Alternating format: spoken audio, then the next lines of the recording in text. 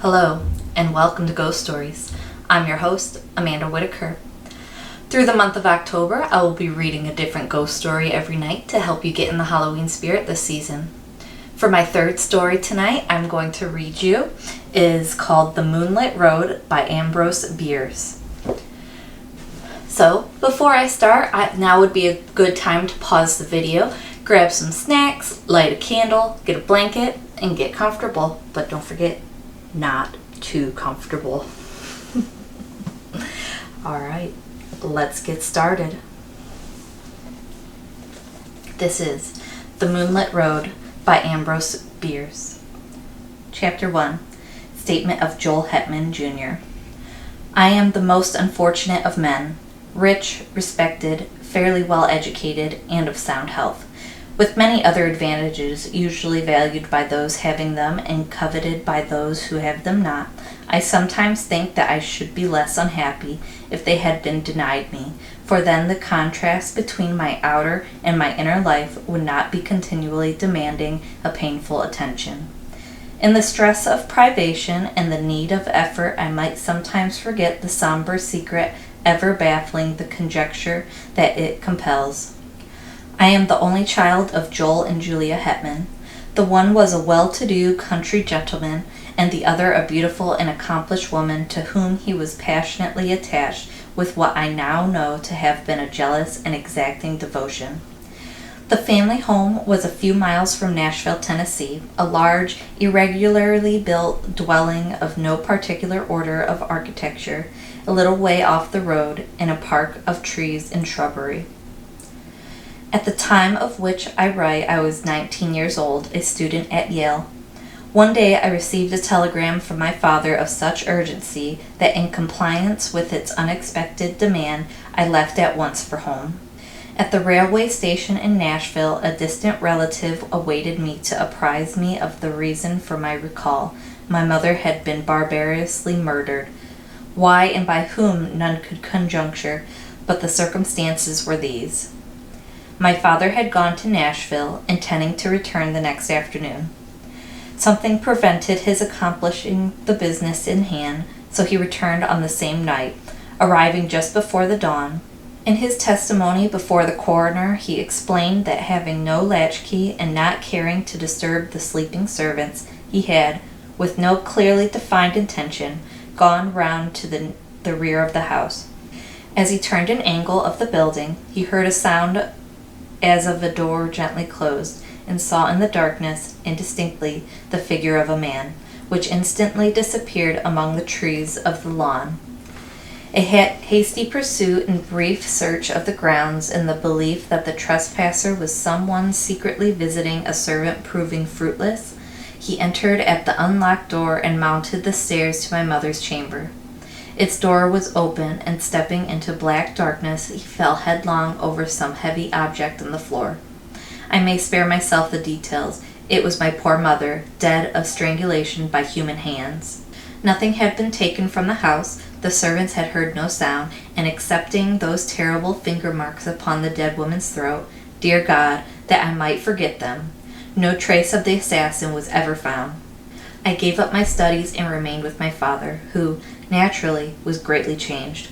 Always of a sedate, taciturn disposition, he now fell into so deep a dejection that nothing could hold his attention, yet anything, a football, the sudden closing of a door, aroused in him a fitful interest. One might have called it an apprehension. At any small surprise of the senses he would start visibly and sometimes turn pale, then relapse into a melancholy apathy deeper than before. I suppose he was what is called a nervous wreck. As to me, I was younger then than now. There is much in that.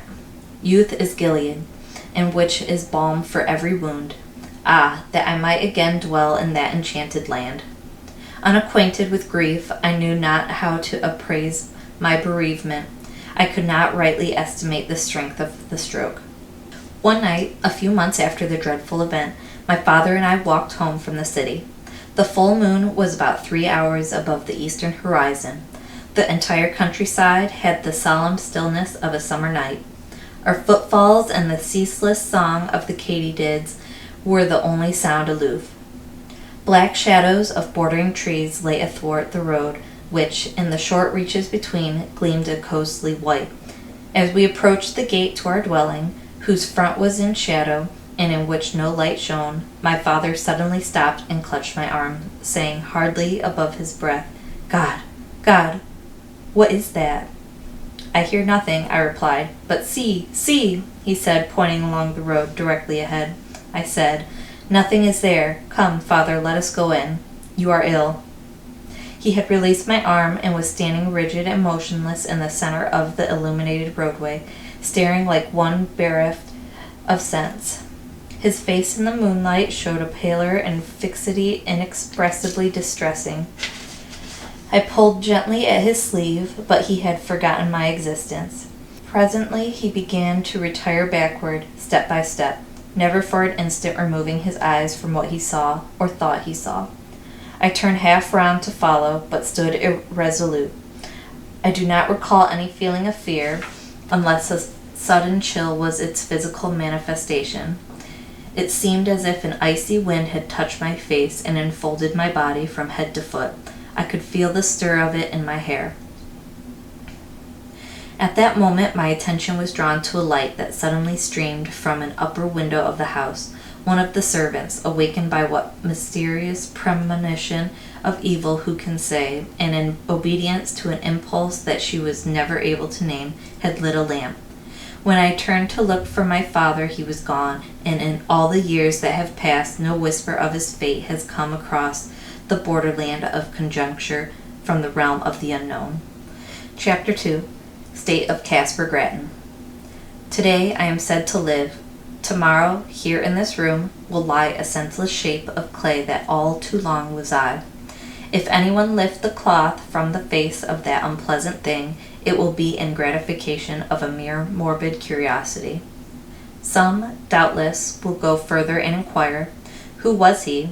In this writing I supply the only answer that I am able to make. Caspar Grattan. Surely that should be enough. The name has served my small need for more than 20 years of a life of unknown length. True, I gave it to myself, but lacking another, I had the right. In this world one must have a name. It prevents confusion, even when it does not establish identity. Some, though, are known by numbers, which also seem inadequate distinctions. One day, for illustration, I was passing along a street of a city far from here, when I met two men in uniform, one of whom, half pausing and looking curiously into my face, said to his companion, "That man looks like 767. Something in the number seemed familiar and horrible. Moved by an uncontrollable impulse, I sprang into a side street and ran until I fell exhausted in a country lane. I have never forgotten that number, and always it comes to memory attended by gibbering obscenity, peals of joyless laughter, the clang of iron doors. So I say a name, even if self-bestowed, is better than a number. In the register of the potter's field I shall soon have both. What wealth! Of him who shall find this paper I must beg a little consideration. It is not the history of my life, the knowledge to write that is denied me. This is only a record of broken and apparently unrelated memories, some of them as distinct and sequent as brilliant beads upon a thread, others remote and strange, having the character of crimson dreams with interspaces blank and black, which fires glowing still and red in a great desolation. Standing upon the shore of eternity, I turned for a last look landward over the course by which I came. There are 20 years of footprints fairly distinct, the impressions of bleeding feet. They led through poverty and pain, devious and unsure, as of one staggering beneath a burden. Remote, unfriended, melancholy, slow. Ah, the poet's prophecy of me. How admirable, how dreadfully admirable. Backward beyond the beginning of this Via Dolorosa, this epic of suffering with episodes of sin, I see nothing clearly. It comes out of a cloud. I know that it spans only 20 years, yet I am an old man. One does not remember one's birth. One has to be told. But with me it was different. Life came to me full-handed and dowered me with all my faculties and powers. Of a previous existence I know no more than others. For all have stammering intimations that may be memories and may be dreams. I know only that my first consciousness was of maturity in body and mind, a consciousness accepted without surprise or conjecture. I merely found myself walking in a forest, half-clad, footsore, unutterably weary and hungry. Seeing a farmhouse, I approached and asked for food, which was given me by one who inquired my name. I did not know, yet knew that all had names. Greatly embarrassed, I retreated, and night coming on, lay down in the forest and slept. The next day I entered a large town which I shall not name, nor shall I recount further incidents of the life that is now to end, a life of wandering, always and everywhere haunted by an overmastering sense of crime and punishment of wrong, and of terror and punishment of crime. Let me see if I can reduce it to narrative. I seem once to have lived near a great city, a prosperous planter, married to a woman whom I loved and distrusted. We had, it sometimes seems, one child, a youth of brilliant parts and promise. He is at all times a vague figure, never clearly drawn, frequently altogether out of the picture. One luckless evening it occurred to me to test my wife's fidelity in a vulgar, commonplace way familiar to everyone who has acquaintance with the literature of fact and fiction. I went to the city, telling my wife that I should be absent until the following afternoon, but I returned before daybreak and went to the rear of the house, proposing to enter by a door with which I had secretly so tampered that it would seem to lock, yet not actually fasten. As I approached it, I heard it gently open and close, and saw a man steal away into the darkness. With murder in my heart, I sprang after him, but he had vanished without even the bad luck of identification. Sometimes now I cannot even persuade myself that it was a human being. Crazed with jealousy and rage, blind and bestial with all the elemental passions of insulted manhood, I entered the house and sprang up the stairs to the door of my wife's chamber. It was closed, but having tampered with its lock also, I easily entered and despite the black darkness soon stood by the side of her bed.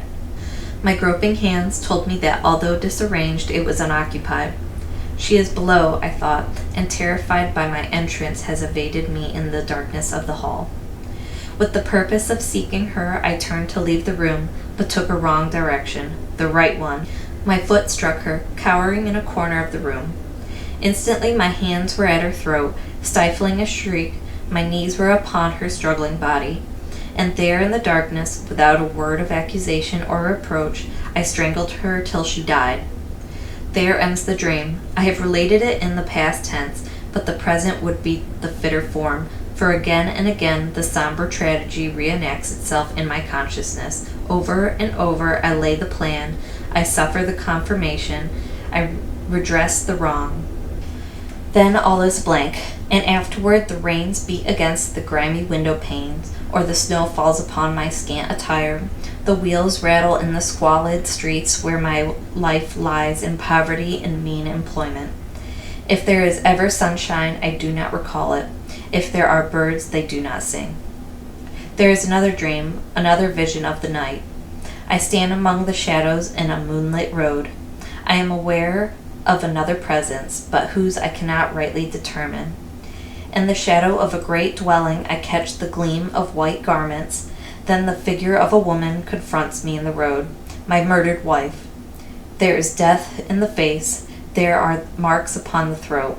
The eyes are fixed on mine with an infinite gravity which is not reproach, nor hate, nor menace, nor anything less terrible than recognition. Before this awful apparition I retreat in terror, a terror that is upon me as I write. I can no longer rightly shape the words. Now I am calm, but truly there is no more to tell. The incident ends where it began, in darkness and in doubt. Yes, I am again in control of myself, the captain of my soul. But that is not respite. It is another stage and phase of expiation. My penance, constant in degree, is mutable in kind. One of its variants is tranquility. After all, it is only a life sentence. To hell for life. That is a foolish penalty. The culprit chooses the duration of his punishment.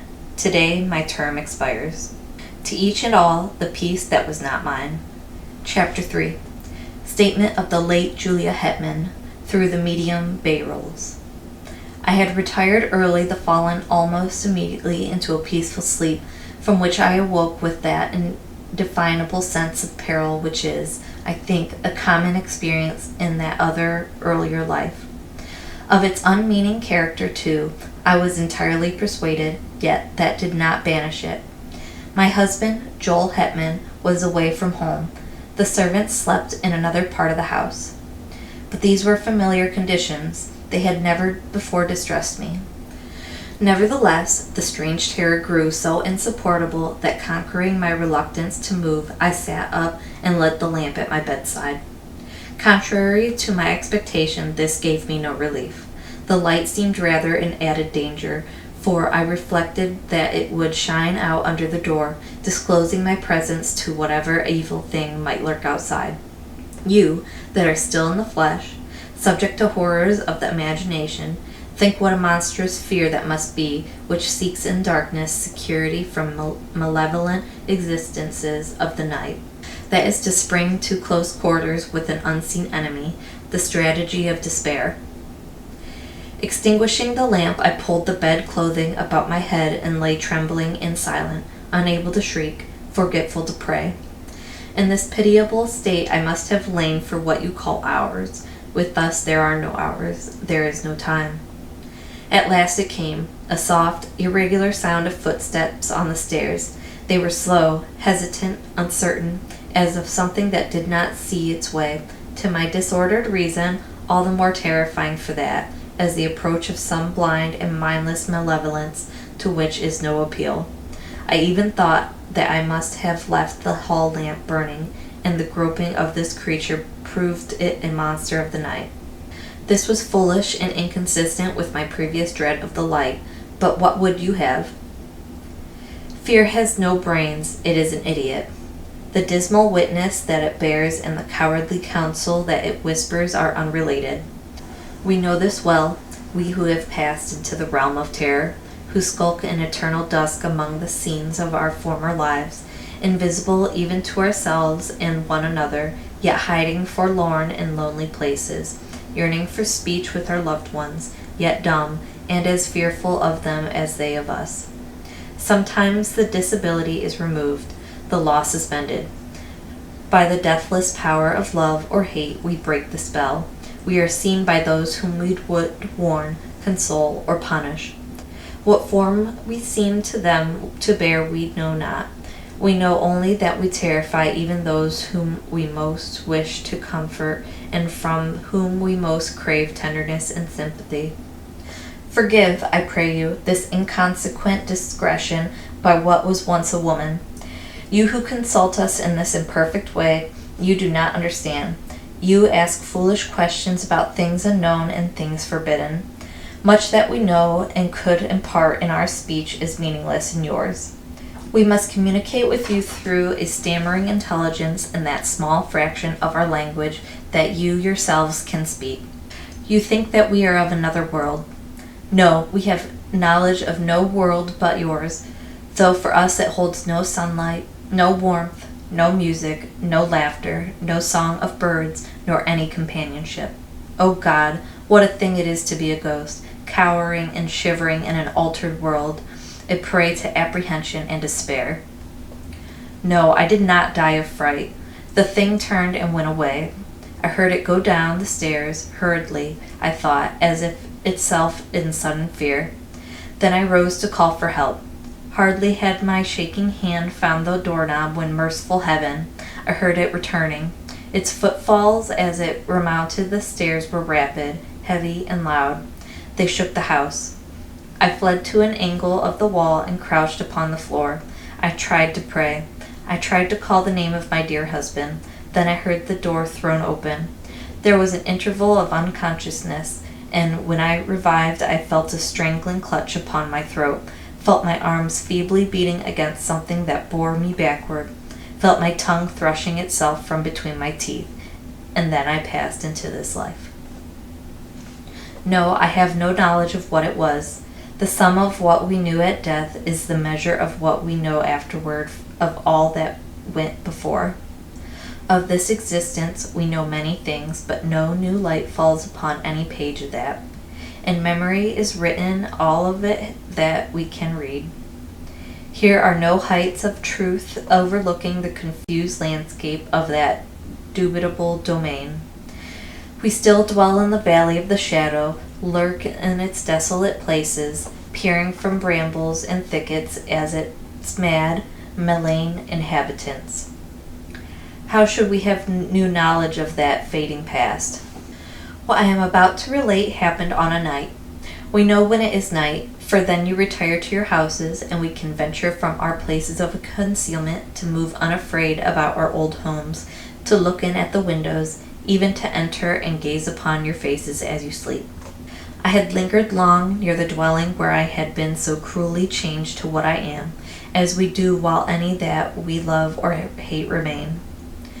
Vainly I had sought some method of manifestation, some way to make my continued existence and my great love of poignant pity understood by my husband and son.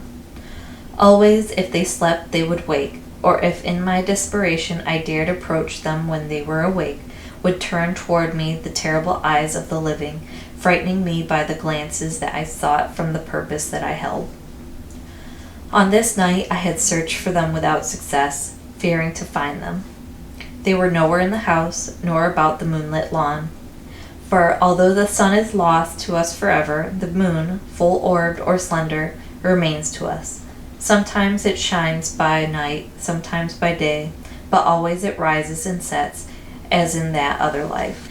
I left the lawn and moved in the white light in silence along the road, aimless and sorrowing. Suddenly I heard the voice of my poor husband in exclamations of astonishment, with that of my son in reassurance and dissuasion.